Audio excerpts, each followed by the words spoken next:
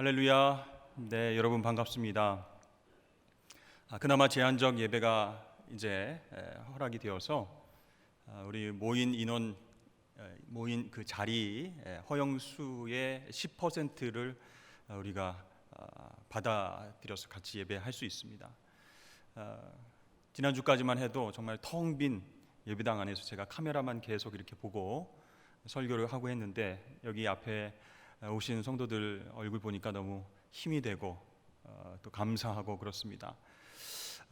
올해도 코로나와 함께 시작이 되었지만 하나님께서 우리가 인내하고 기도하는 그 기도에 들어 응답하여 주셔서 정말 모든 것들이 회복되고 함께 예배하고 기쁘게 모여서 하나님을 찬양하는 일이 속히 오게 되길 주의 이름 축복합니다. 네, 지난 주일 제가 메시지를 통해서 다음 세대에 대해서, 그 중요성에 대해서 예수님의 말씀을 가지고 함께 나누었습니다. 다음 세대가 얼마나 중요한지 예수님께서 어린아이를 앞에 두시고 그들처럼 순수하고 겸손하고 또 하나님 앞에 순종해야 하나님 나라에서 큰 자가 될 수 있다, 이렇게 제자들에게 이야기하셨습니다. 정말 하나님 나라의 가치를 우리가 얼마나 중요하게 생각하는가, 우리 자녀들을 바라볼 때에 그런 어떤 영적인 가능성을 하나님의 형상으로서 우리 자녀들을 바라보고 있는가.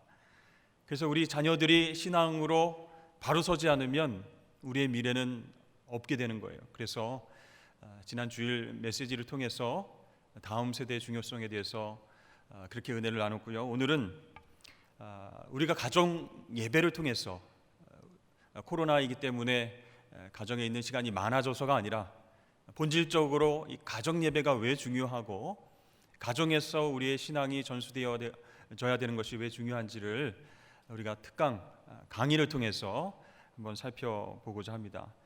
특강을 하면 여러분 여기 큰 칠판 이렇게 두고 제가 이렇게 마이크를 들고 왔다 갔다 해야 될 것 같지만 여러분 적응 안 되실까 봐 제가 이렇게 말씀을 전하겠습니다. 첫 번째 시간으로 우리 집 가정 예배 기초 놓기, 그런 주제로 함께 말씀을 나누고자 하는데요. 여러분, 가정이 얼마나 중요합니까?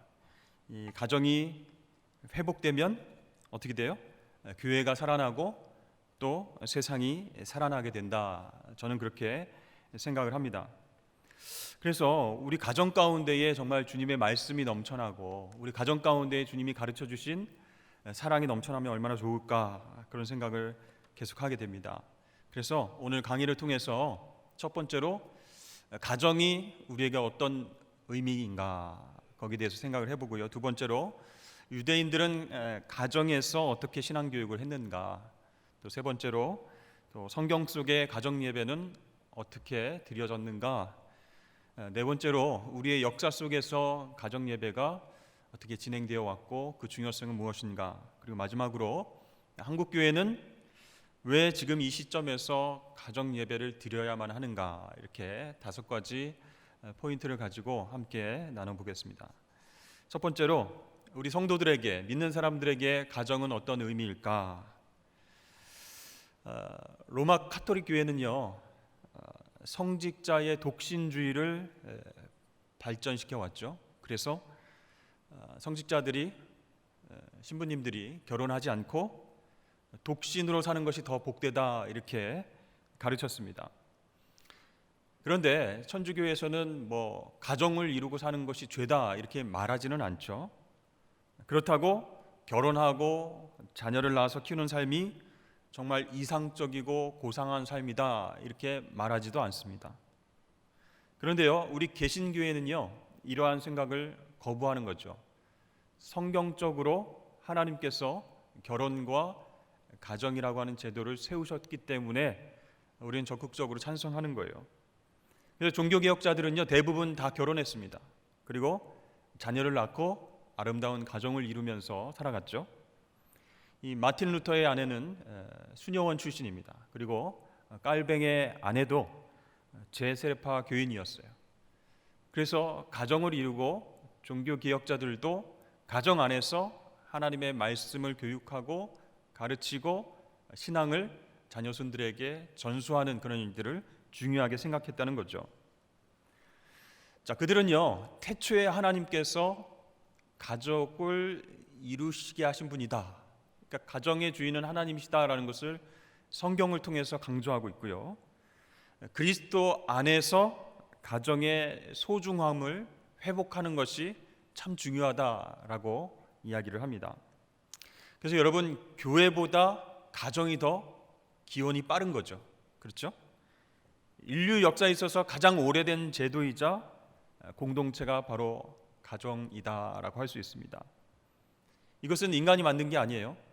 우리가 이 가정이라는 제도를 좀 세우고 결혼이라고 하는 제도를 도입해가지고 서로 결혼하고 아이를 낳고 이렇게 계획한 인간의 제도가 아니라는 거예요.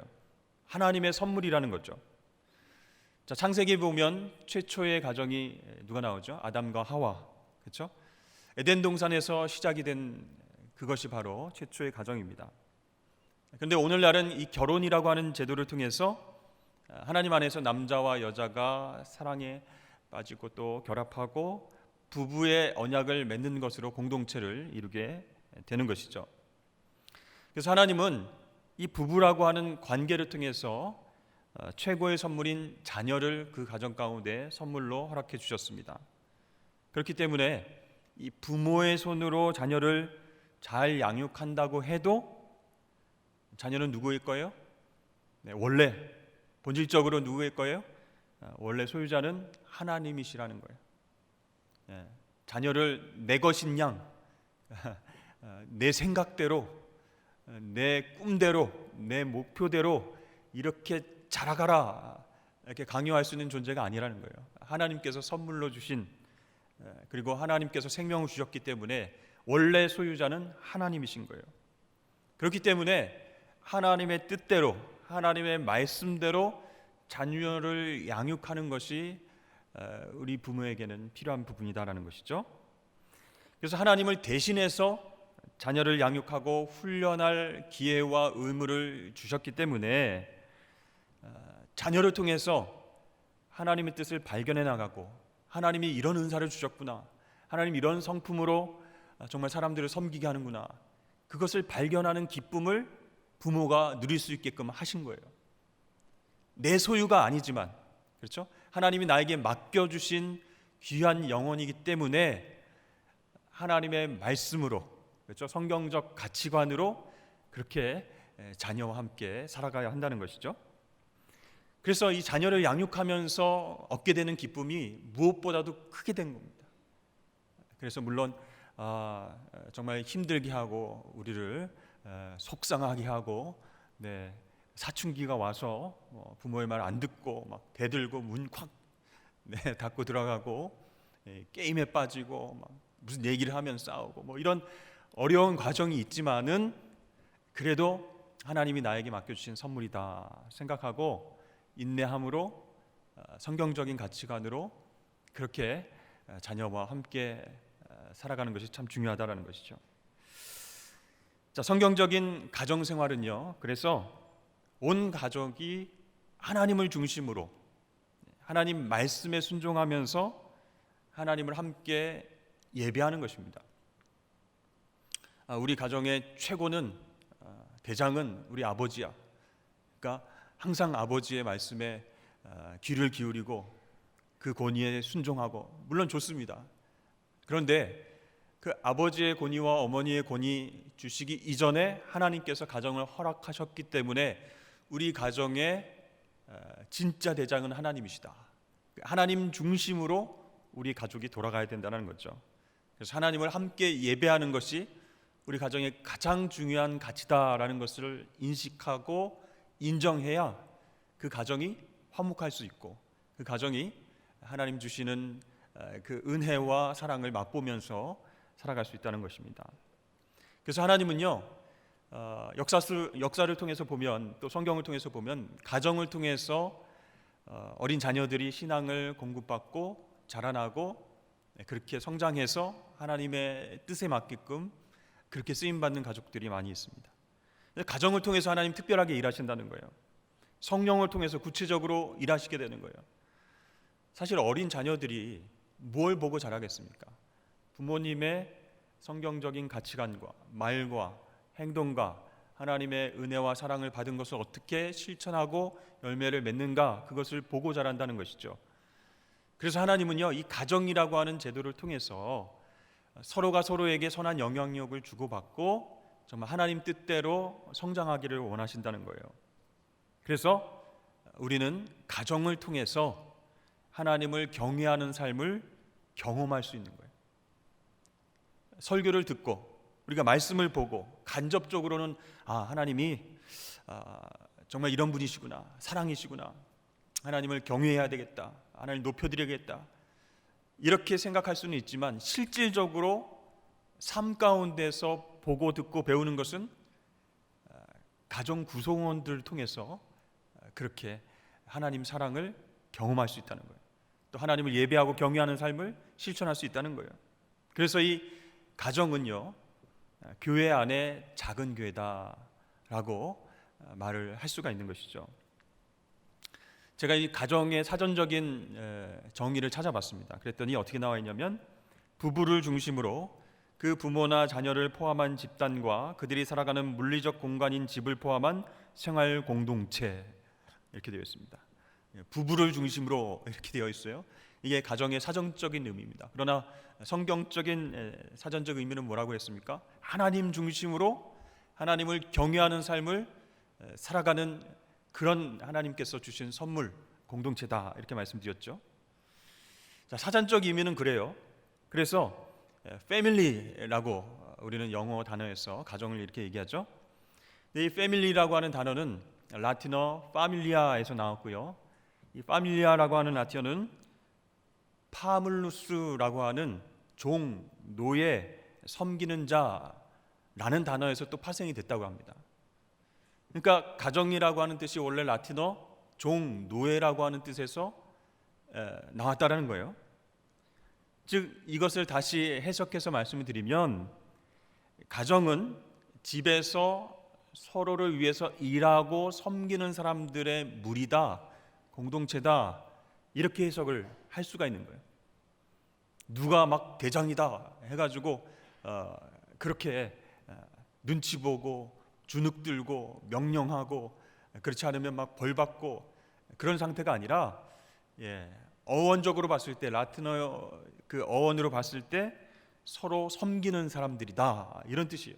종, 노예라고 하는 뜻에서 나왔으니까.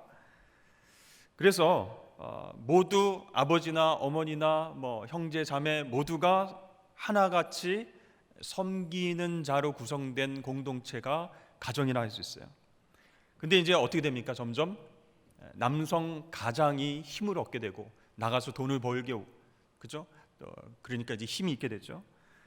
그래서 또 부인을 여럿 이렇게 둘 수가 있었죠, 고대에서는. 그래서 또 자녀들이 굉장히 많았습니다. 그래서 이 남성 가장이 소유한 자녀와 종과 노예가 늘어나면서 이 종과 노예가 주인을 섬기는 형태로 그렇게 변화된 거예요. 그래서 가정 안에서 이 남성의 그 위치와 역할과 책임이 굉장히 높아졌다, 이렇게 말씀드릴 수 있어요. 그래서 종합해서 말씀드리면, 원래 가정이라는 것이 단순히 혈연으로만 맺어진 그런 공동체가 아니라, 결혼해서 혈연, 또 입양, 또 계약 관계까지, 종, 노인, 하예, 그렇죠? 종, 노인, 이렇게 노예, 이 모든 계약 관계까지 포함해서 서로를 섬기는 공동체로서 만들어진 개념이다라는 거예요. 이 얘기를 왜 하냐면요, 하나님께서 개인에게 언약의 말씀을 주셨는데, 그것이 아내와 아들과 손주와 그 가정의 종과 노예까지 그 언약이 확대되는 것을 성경을 통해서 보기 때문입니다. 자, 하나님께서 아브라함과 언약을 맺으실 때 아브라함뿐만이 아니라 그 자녀들과 언약을 맺으셨죠. 아브라함과 이삭과 야곱과 계속 이렇게 그 자녀들 하나님 똑같이 나타나셔서 아브라함에게 주신 복을 너에게 주겠다. 또 그 다음에 나타나셔서 또 아브라함에게 약속하신 복을 너에게 주겠다. 이 언약의 약속이 계속 내려가고 있어요. 그렇죠? 그러니까 그 자녀들도 언약에 포함되어 있다라고 말씀드릴 수 있는 것이고, 그 집안에 살고 있는 종들, 하인들도, 거류민들도 그 언약에 같이 포함되어 있다라는 거예요. 그래서 넓은 의미로 보면 혈연 관계뿐만 아니라 이렇게 계약 관계까지도 가정의 의미로 성경은 보고 있다라고 얘기하는 것입니다. 자, 언약의 대표자인 아브라함이 언약의 말씀을 가정에 전합니다. 하나님이 나타나셔서 이런 약속을 해주셨어, 이런 말씀을 해주셨어 하고 전하면 그 언약의 말을 듣는 모든 사람들이 그 언약에 속하게 되는 거예요. 따라서 하나님의 언약의 말씀이 미치는 곳까지가 가정의 경계라는 거예요. 가정의 범위다, 이렇게 생각을 하시면 좋을 것 같습니다. 자, 하나님은요, 가정 안에서 가정 속 부모에게 어린 자녀들을 언약의 말씀으로 섬기기를 원하시는 거예요. 그래서 말씀을 주시는 거예요.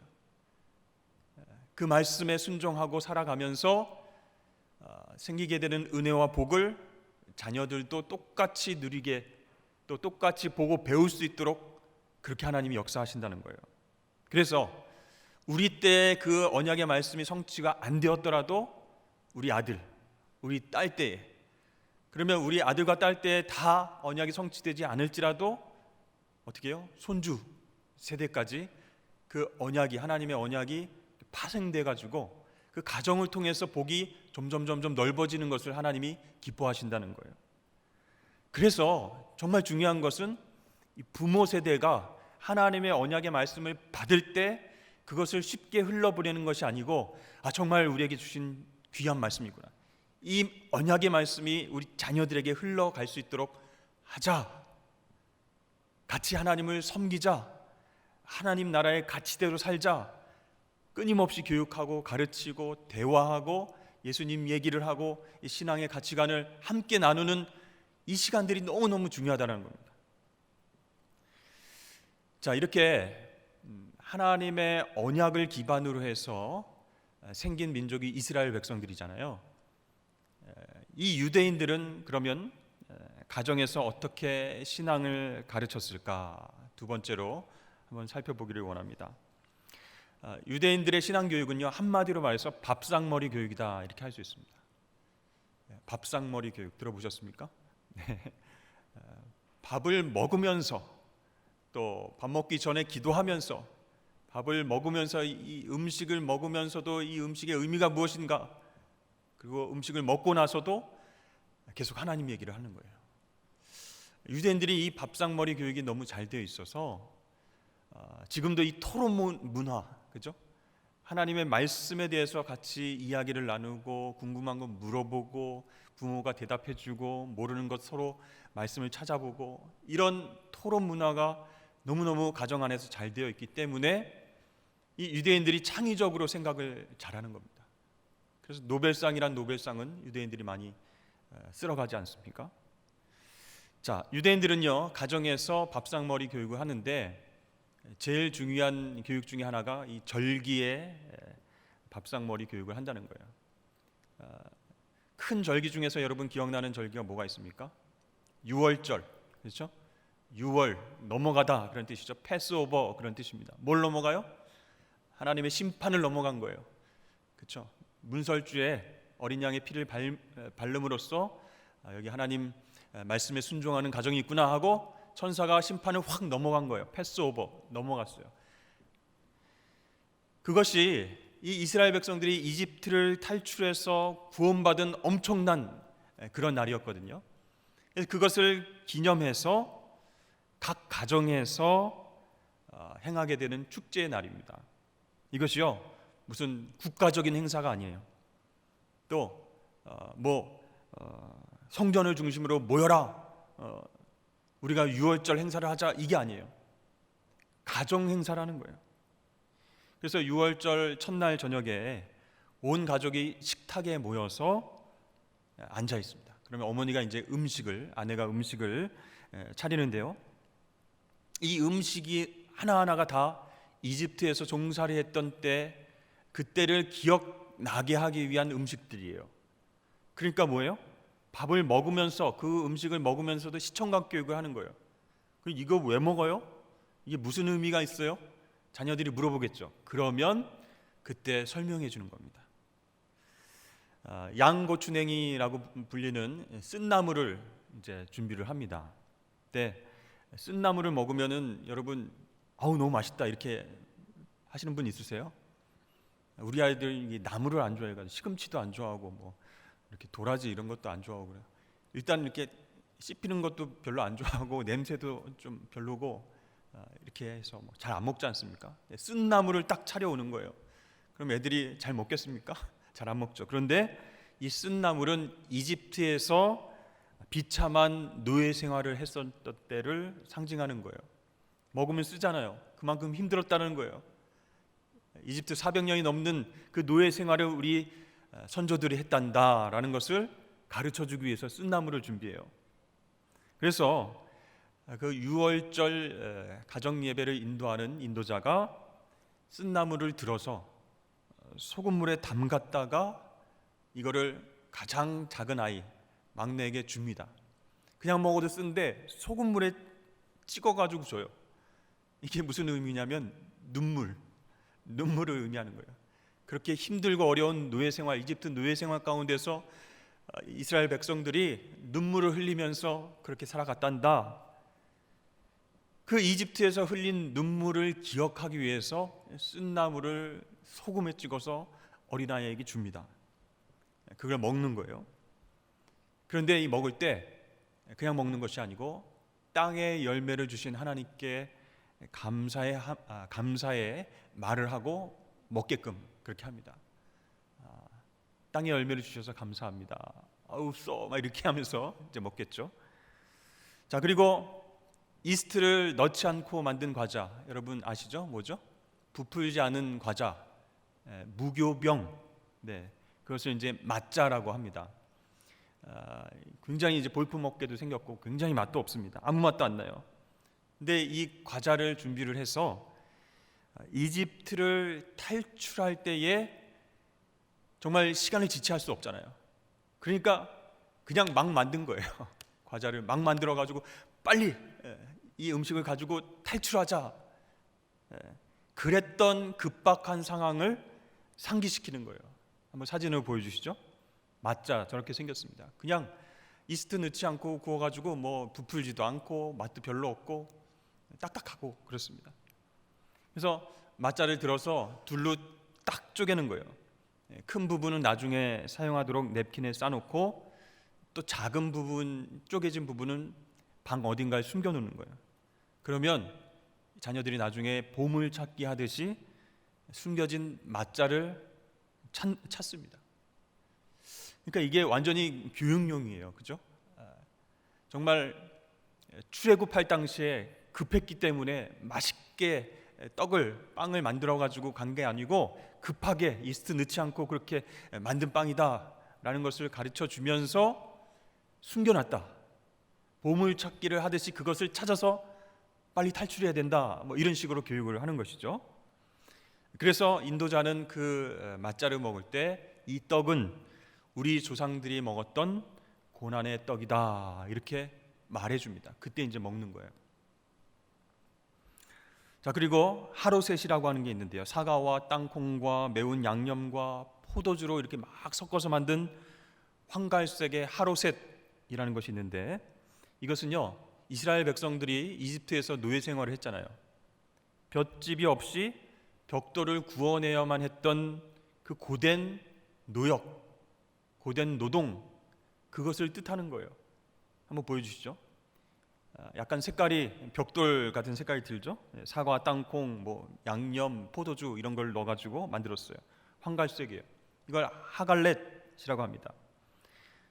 근데 이게 여러분 이제 딱 보면은 벽돌이 생각나게끔 되는 거예요. 그래서 쓴 나무를 이 하로셋에 담갔다가 먹기도 하고 무교병 옆에 사진 잠깐 보이시죠? 그 무교병 맛자에 끼워서 이렇게 샌드위치처럼 먹기도 하는 거예요. 그러면서 이 이스라엘 백성들이 예전에 아주 오래전에 이집트에서 노예 생활을 하면서 눈물 흘리고 힘겹게 노예 생활하고 죄 가운데에 너무 정말 힘들었던 그런 상황들을 충분히 음식을 통해서 경험하게 한 다음에 하나님께서 우리를 구원해 주셨다. 홍해를 가르시고 우리를 탈출시켜 주시고 그 전에 10가지 재앙을 통해서 이집트 사람들을 꼼짝 못하게 하셨다. 여러분 좀 재미있는 거는요, 10가지 재앙을 또 재현하는 그런 게 있습니다. 식사 시간에 조금 여러분 식사 안 하셨으면 조금 거북하실 수 있는데 마셨던 이제 포도주를 웩 하고 이렇게 다시 떨어뜨리는 그런 일도 합니다. 근데요, 이 포도주도 곁들여서 먹으면서 이 포도주는 기쁨의 잔이에요. 그래서 노예 생활과 정말 자유가 없었던 곳에서 탈출해서 하나님 자유를 주셨다. 그 해방된 기쁨을 서로 나누는 겁니다. 자, 그래서 여러분 이 과거의 구원 사건이잖아요. 얼마나 오래됐습니까? 근데 유대인들은요, 그것을 지금 현재의 경험으로 만들어 놓고 있는 거예요. 언제요?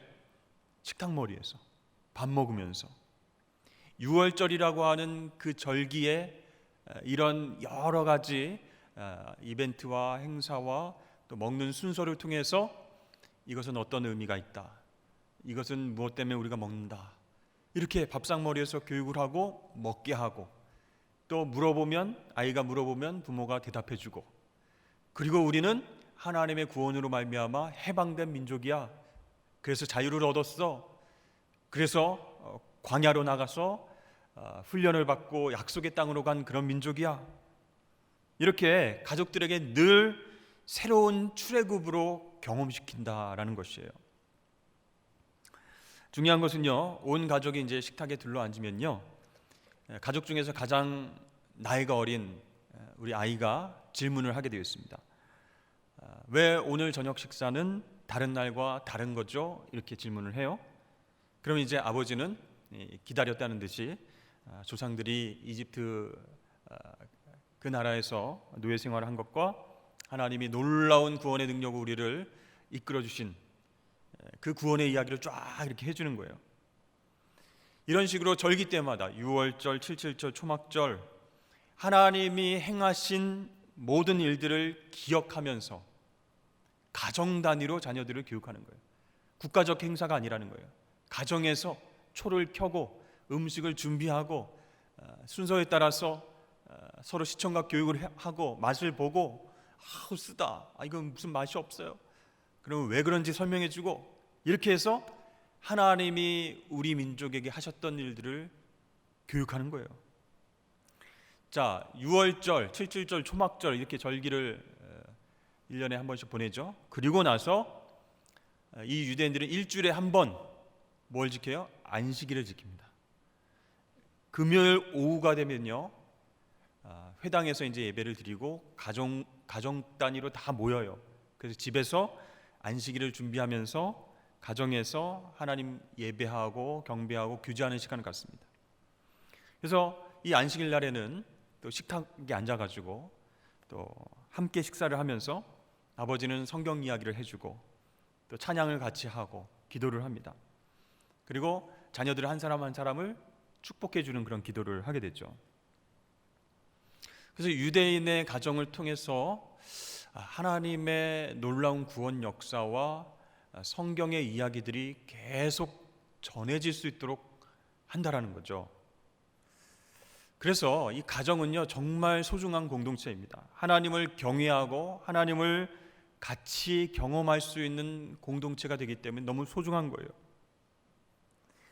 근데 여러분, 유대인들만 하나님이 유월절, 절기, 안식일 그것을 통해서 하나님을 기억하고 감사하라 이렇게 말씀하셨나요? 아니죠.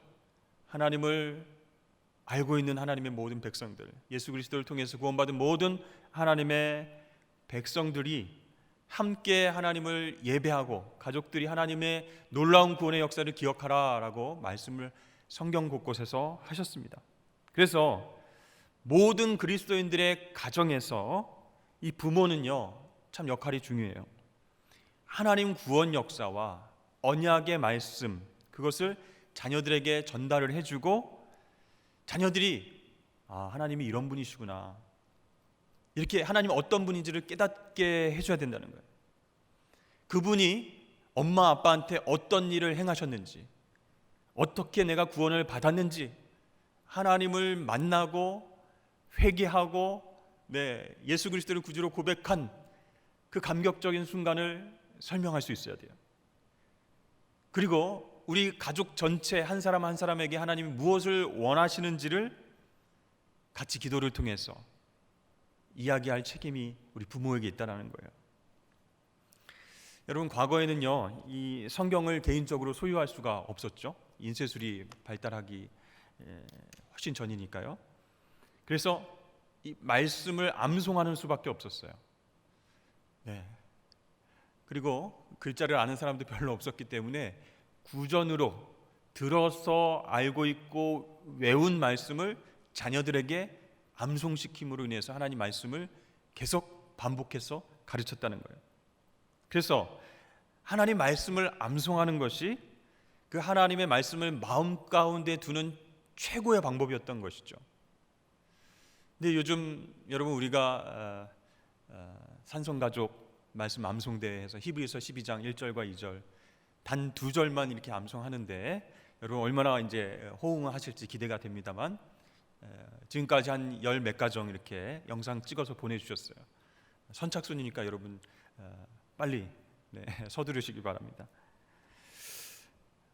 이렇게 말씀 암송이 인쇄술이 발달하기 전까지 가족들에게 정말 하나님의 말씀을 마음에 두는 최고의 방법이었다는 거죠. 근데 지금처럼 인쇄술이 발달하고 성경이 막 가정에 한 4-5개, 어떤 가정에는 10개가 넘고 말씀이 넘쳐나고 설교도 넘쳐나는 이 시대에 하나님 말씀이 가정에서 교육되거나 하나님 말씀이 암송되거나 그런 많은 일들이 없다는 것이 참 안타까운 것이죠. 여러분, 성경은 하나님의 말씀을 자녀들에게 꼭 이야기해줘라 라고 명령하고 있어요. 여러 가지 이제 사건들과 말씀이 있는데요. 여호수아 4장 말씀을 보면 하나님이 요단강을 건너는 이스라엘 백성들한테 명령하시는 거예요. 강 가운데에서 건져낸 12개의 돌, 그것들을 가져다가 무더기를 만들어. 12개의 돌을 가져다가 돌 무더기를 만들어라. 왜 그렇게 만들라고 했어요? 자녀들에게 신앙교육하기 위해서. 요단강을 어떻게 건넜는지 설명해 주기 위해서. 하나님이 어떻게 구원의 역사를 우리 가운데에 이루셨는지를 가르치라는 거예요. 시청각으로 보여주라는 거예요. 그래서 자녀들에게 신앙교육하는 장소로, 교보제로 활용할 수 있도록 그렇게 명령하셨어요.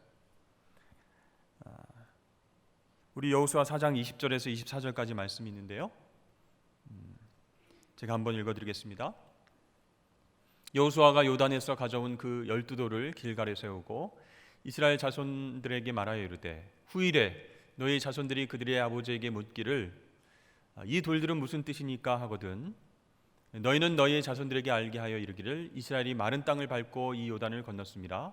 너희 하나님 여호와께서 요단물을 너희 앞에서 마르게 하사 너희를 건너가게 하신 것이 너희 하나님 여호와께서 우리 앞에 홍해를 말리시고 우리를 건너게 하심과 같았나니 이는 땅의 모든 백성에게 여호와의 손이 강하신 것을 알게 하며 너희가 너희 하나님 여호와를 항상 경외하게 하려 하심이라 하라. 아멘. 자, 자녀들에게 교육할 목적으로 12개의 돌을 가지고 와라 하나님 명령하셨죠. 자, 결국 부모가 하나님과 하나님이 행하시는 일을 다음 세대를 책임질 아이들에게 이야기해주면, 가르쳐주면 그들이 그 말씀을 마음에 두고 하나님을 경외하게 될 것이다 라고 성경이 말하고 있는 거예요. 자, 이것이 우리가 자녀들에게 하나님과 또 하나님의 말씀에 대해서 때와 장소를 가리지 않고 초시간, 초공간, 초융합적으로 부지런히 계속 이야기해줘야 되는 이유라는 거예요. 사실 성경에서 가정 예배는 이것이다 이렇게 정확하게 설명하거나 자세히 이야기하고 있지는 않습니다. 그렇지만 역사를 통해서 꾸준히 신앙이 자녀손들에게 전달되어지는 통로가 되었다라는 것이 말씀을 통해서 확인될 수 있어요. 자, 우리가 이 유대인들의 가정에서 신앙교육이 이루어지는 그 모습을 볼 때 이건 굉장히 성경적이다라고 깨닫게 됩니다. 그래서 정말 우리도 가정 안에서 하나님 나라의 가치에 대해서 이야기를 해줘야 되겠다. 하나님의 언약의 말씀에 대해서, 내가 받은 구원에 대해서, 또 은혜에 대해서, 생명에 대해서 이야기를 해줘야 되겠다. 이렇게 결심하실 수 있기를 바랍니다.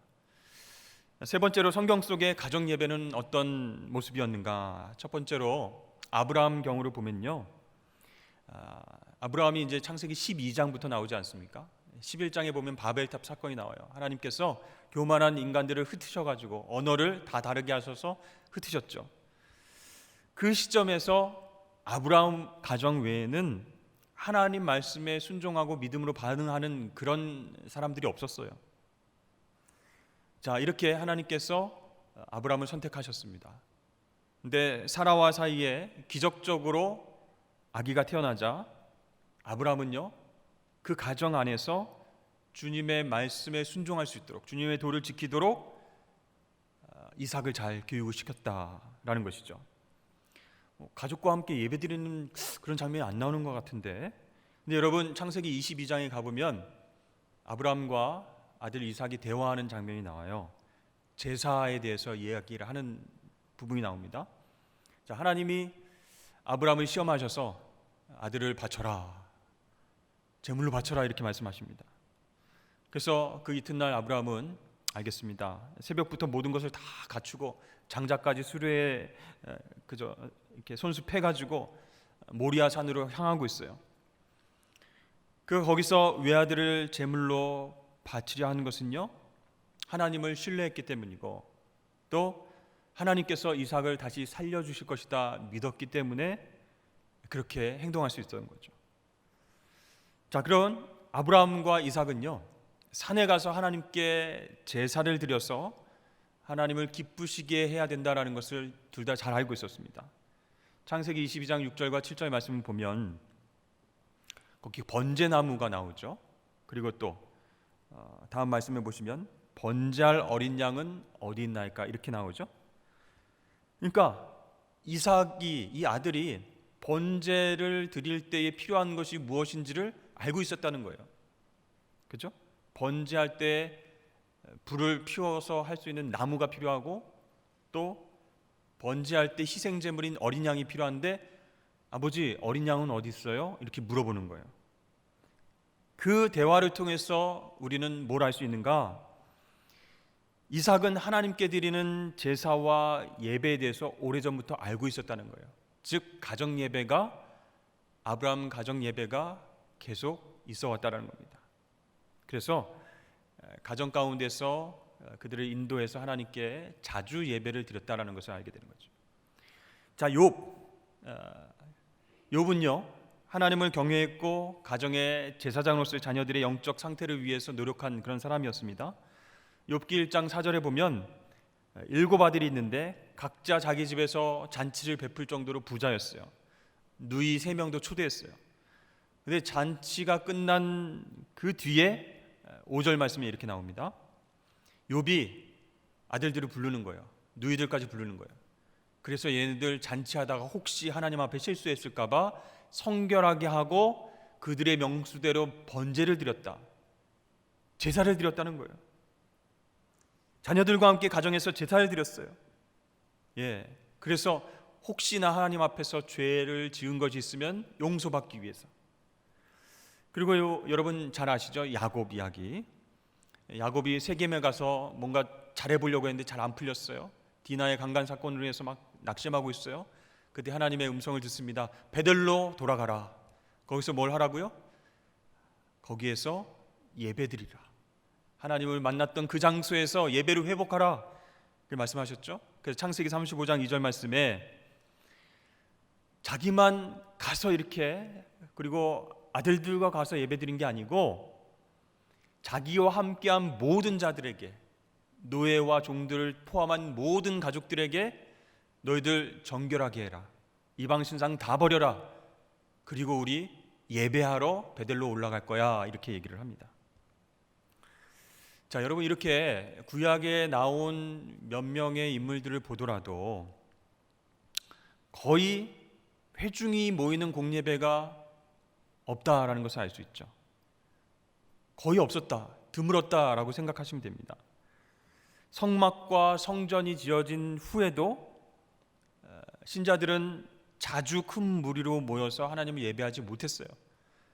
바벨론 포로 이후에 그 이방 땅에서 정말 성전이 파괴되어서 돌아갈 수도 없고, 그 이방 땅에서 눈물을 흘리면서 자기네들끼리 모여서 율법을 강론하고 찬송을 불렸던 것이 기원이 돼서 이제 예루살렘에 돌아와서 회당이 지어집니다.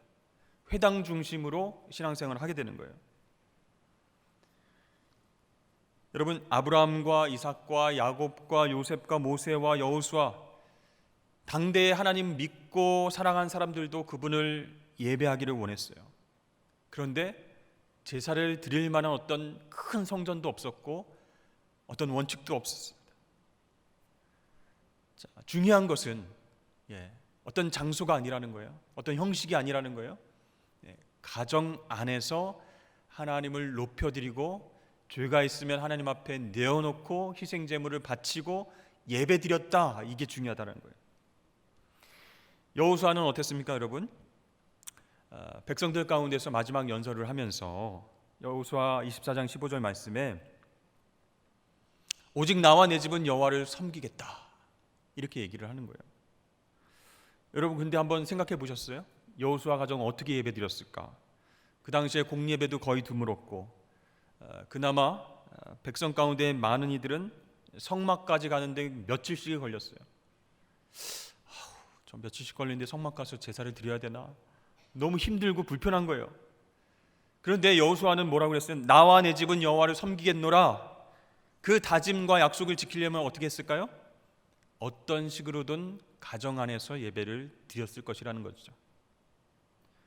그리고 오늘 본문 시편 78편을 쓴 아삽의 시편, 이 아삽이라고 하는 사람, 자녀들에게 어떻게 신앙 교육을 했을까요? 오늘 말씀을 좀 띄워주시죠. 여호와의 영예, 그의 능력, 그의 기이한 사적을 후대에 전하리로다. 또 5절에 우리 조상들에게 명령하사 그들의 자손에게 알리라 하셨으니, 그렇죠?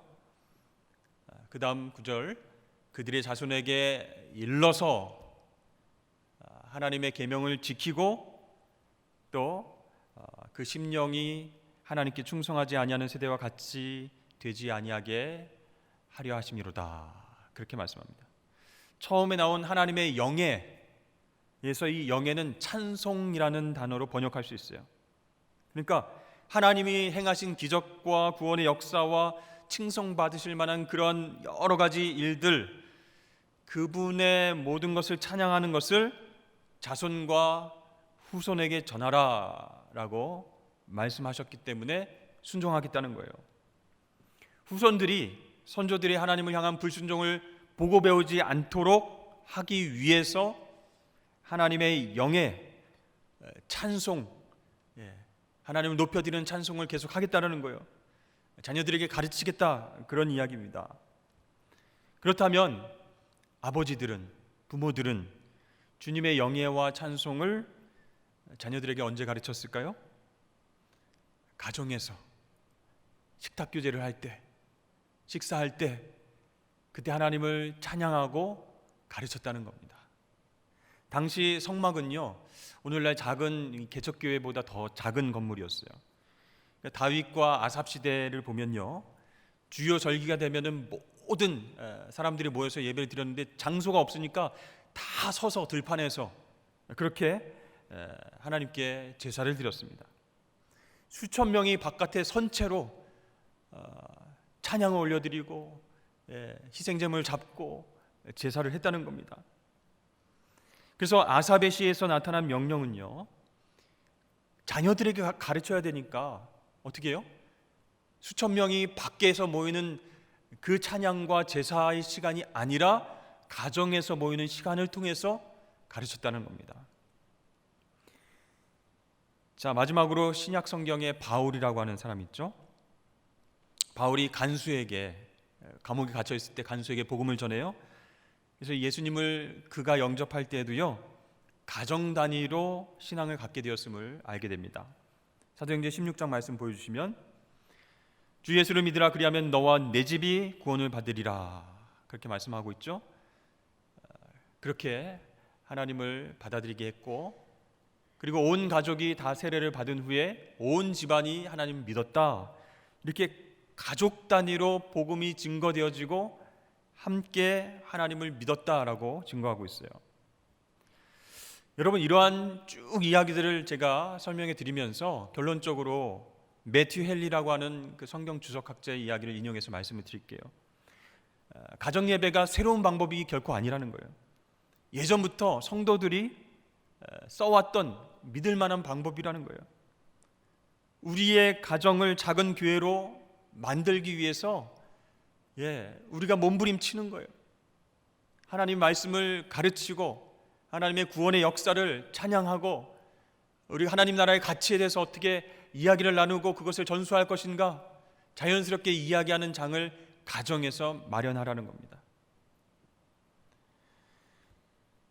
매튜 헨리는 이런 말도 했어요. 개혁은 여기서부터 시작되어야 된다. 우리가 기도하며 갈망해온 교회 개혁에는 가정도 포함된다. 교회가 가정 단위로, 그러니까 독신에서 대가족까지 모든 규모의 가정들로 이루어져 있는 만큼 가정 예배를 통해서 가정들이 변화되면 교회도 변화될 수 있다, 이런 말을 했습니다. 자, 여러분, 역사 속에서 그렇다면 가정 예배는 어떤 모습이었는가? 이 종교개혁 시대, 그 시대의 가정에 대한 인식이 큰 변화를 겪었어요. 중세 시대는 가정이 빛을 보지 못한 그런 시대였습니다. 신앙은 어떤 교회의 전유물이었어요. 가족의 모든 구성원들이 신앙생활을 한다, 이게 참 힘든 시대였죠. 그런 상황에서 종교개혁이 일어남으로 인해서 가정의 역할과 기능을 본래대로 성경적으로 돌려놓자, 본질을 찾자, 이런 운동이 일어났어요. 아드 폰테스, 본질로 돌아가자. 그 당시에는요, 신앙생활 제대로 하기 위해서는 가정에 머물면 안 돼요. 수도원으로 들어가야 돼요. 수녀원으로 도피해야 돼요. 성직자가 돼서 말씀을 계속 읽고 기도하고 그래야 신앙생활을 하는 것처럼 그렇게 당연하게 생각했습니다. 근데 종교개혁을 통해서 신앙생활의 본거지가 가정이다라는 것을 깨닫게 된 거예요. 그래서 그 가정이라는 현장으로 예배가 되살아날 수 있도록 만들어 놓은 거예요.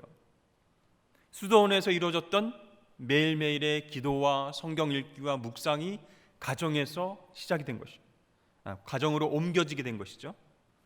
그래서 이 삶의 무게중심이 성직자에서 시민으로, 또 남편이자 아버지, 또 아내이자 어머니로 옮겨졌어요. 예전에 성직자 아니면은 말씀을 어떻게 나누고 어떻게 인도하고 하나님 앞에 찬양을 하고 기도를 했지만 가정이라고 하는 현장에서 부모가 그런 리더의 역할을 감당할 수 있게 되었습니다. 자, 마틴 루터를 중심으로 가정 예배가 시작됐고요.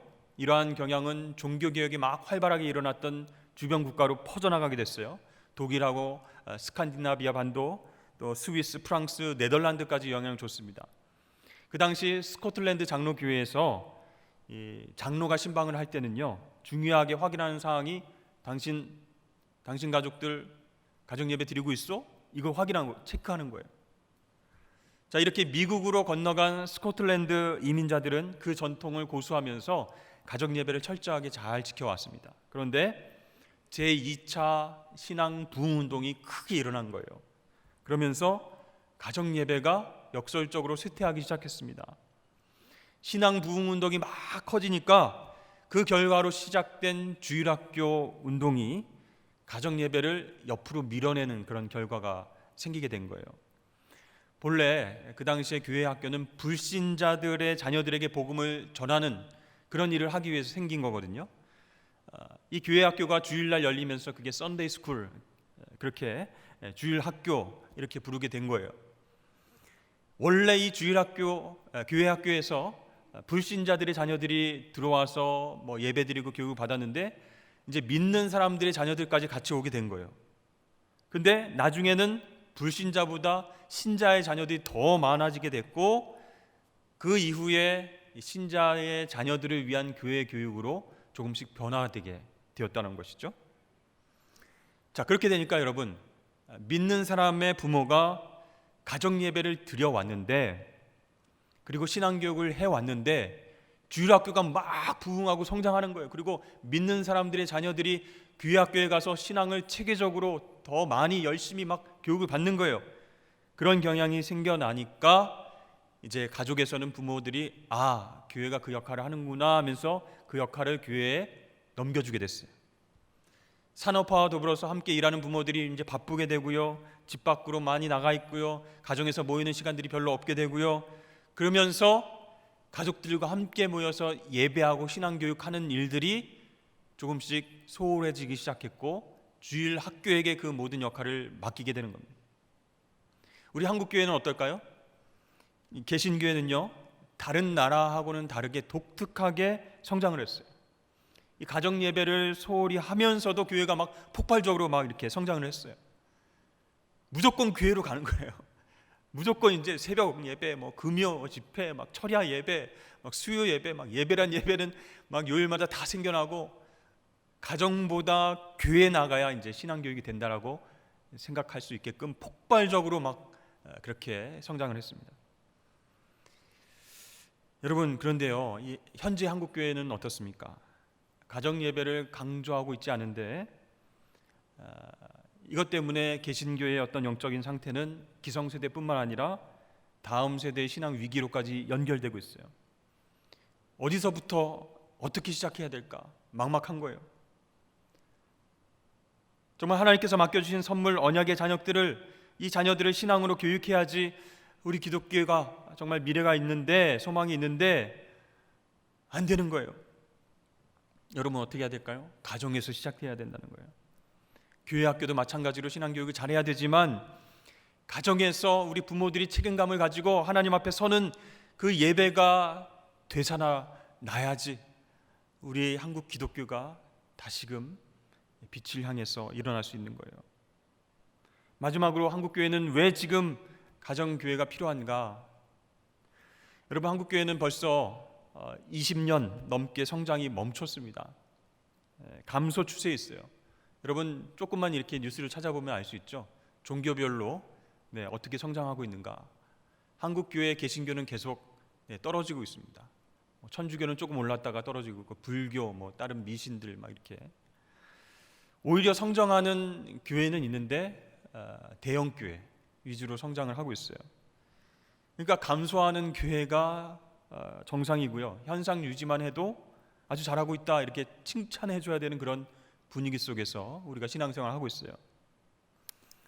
해방 이후에 교회는 건물만 지으면 사람들이 몰려온다, 이런 말이 있을 정도로 정말 부흥의 시대를 경험했습니다. 근데 지금은 전혀 다른 시대라는 거예요.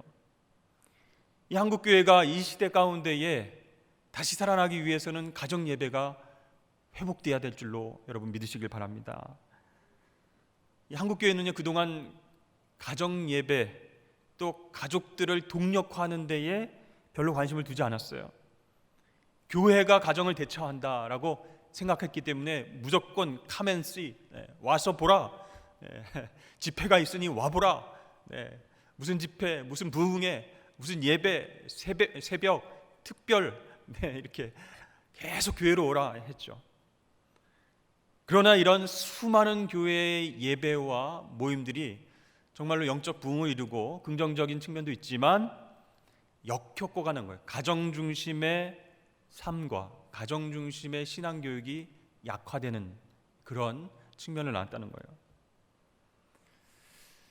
여러분, 이런 한국교회의 위기는 우리만의 위기인가? 그게 아니에요. 성경을 찾아보니까요, 똑같은 위기가 있었어요. 사사기 2장 10절 말씀 보여주시죠. 우리 함께 읽어보겠습니다. 시작. 그 세대의 사람도 다 그 조상들에게로 돌아갔고, 그 후에 일어난 다른 세대는 여호와를 알지 못하며 여호와께서 이스라엘을 위하여 행하신 일도 알지 못하였더라. 그 후에 일어난 다른 세대의 영적인 어둠이 찾아왔다라고 사사기 2장에서 말씀하고 있어요. 가나안 땅에 들어갔어요. 정착했어요. 그런데 하나님을 알고 구원의 역사를 경험한 그 세대들이 살아있을 동안에는 괜찮았는데 죽고 없어지니까 그 후에 일어난 다른 세대들이 여호와를 알지 못했다. 신앙교육이 다음 세대에게 이루어지지 않았다라는 겁니다.